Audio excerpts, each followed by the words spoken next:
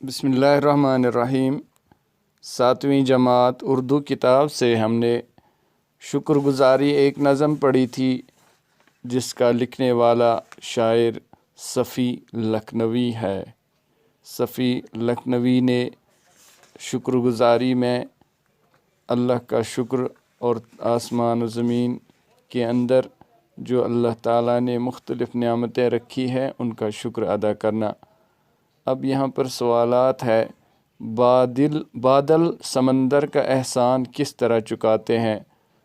ان سوالات کا جواب اس طرح ہے، شاعر نے اپنے شعر کے اندر اس کا اشارہ دیا ہے کہ یا جیسے سمندروں کا پانی، یا جیسے سمندروں کا پانی بن بن کے سحاب آسمانی۔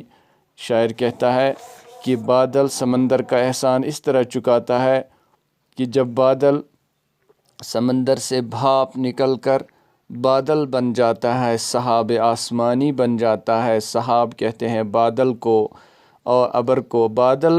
پھر بادل بارش کی شکل میں سمندر کو یہ پانی واپس کر دیتا ہے اور اس طرح سے سمندر کا احسان وہ چکاتا ہے۔ اسی طرح سے انسان کو بھی اللہ کی بہت سارے نعمتیں اس پر ہے تو اس کو بھی اللہ کا شکر ہر وقت بجا لانا چاہیے۔ اسی لیے صاحب کتاب نے یہاں دوسرا سوال جو یہاں پر دیا ہے وہ ہے، شکر گزار آدمی اگر احسان کا بدلہ نہیں چکا پاتا تو کم از کم اپنے محسن کے ساتھ کیا سلوک روا رکھتا ہے۔ تو یہاں پر شاعر نے اس طرف بھی ایک لطیف اشارہ، بہت اچھے انداز میں اشارہ کیا ہے کہ محسن کو جو فائدے ہوں حاصل، خوش ہوتا ہے اس کا باوفا دل۔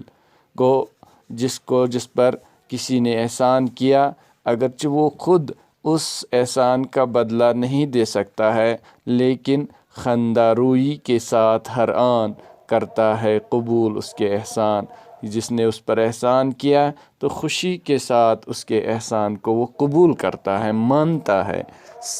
محسن سے اپنے ایک عقیدت، اس کے دل میں، نظر میں عزت نے، اگر وہ خود اس کا احسان نہیں چکا سکتا ہے، کم سے کم جس نے اس پر احسان کیا ہے اس کی عزت کرنی چاہیے اور اس کی محبت دل میں رکھنی چاہیے ہر وقت، تاکہ وہ کچھ حق ادا ہو جائے اس کے احسانات کا۔ تو اس طرح سے آدمی احسان کا بدلہ چکا سکتا ہے۔ کم سے کم اپنے محسن کی عزت کرے اور اس کی محبت دل میں رکھے، اس کے ساتھ اچھا سلوک روا رکھے، اس کے ساتھ اچھے انداز میں ملاقات کریں۔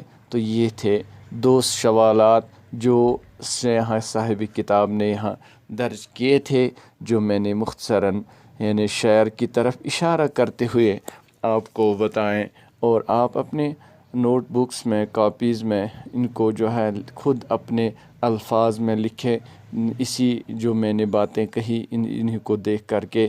تو یہاں پر اس نظم میں شاعر نے بہت سارے الفاظ بھی دیا ہے، ان کے معنی بھی دیے ہیں۔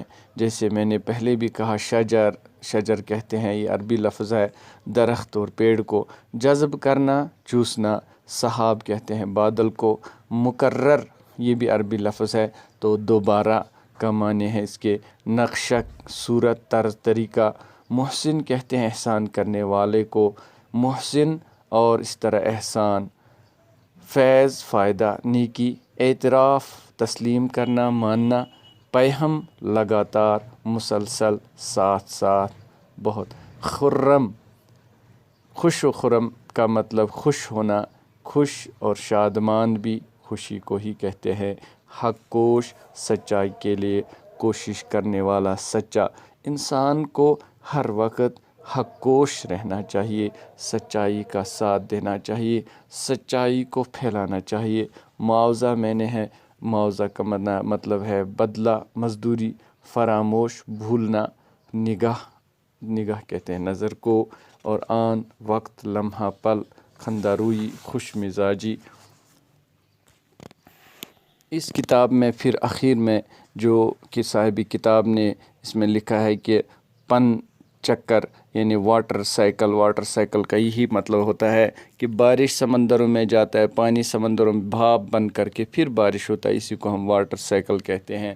زمین کی سطح پر کوئی 1500 ملین مکعب کلومیٹر پانی موجود ہے، اس میں سے 98.3% حصہ سمندروں میں اور 1.6% یخ کی صورت میں جس کو ہم برف کہتے ہیں، باقی حصہ زمین کے اندر ہے جس میں تھوڑا بہت جھیلوں اور دریاؤں میں ہے۔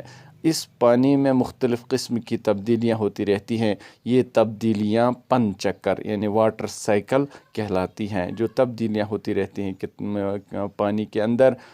ظاہر ہے کہ پانی کی کافی میں کم مقدار استعمال کے قابل ہے، جس طرح جیوگرافی میں لکھا ہے کہ 71% سمندری پانی ہے اور 1% پانی پینے والا پانی۔ اسی طرح پیارے بچوں، اس کے اندر بہت یہ اہم بات تھی جو واٹر سائیکل کی، اور دوسری اہم بات یہ ہے جو یاد رکھنے کے قابل ہے اور عمل لانے کے قابل عمل کرنے ہے اس پر، وہ ہے صاف پانی ہم سب کے لیے نہایت ہی ضروری ہے۔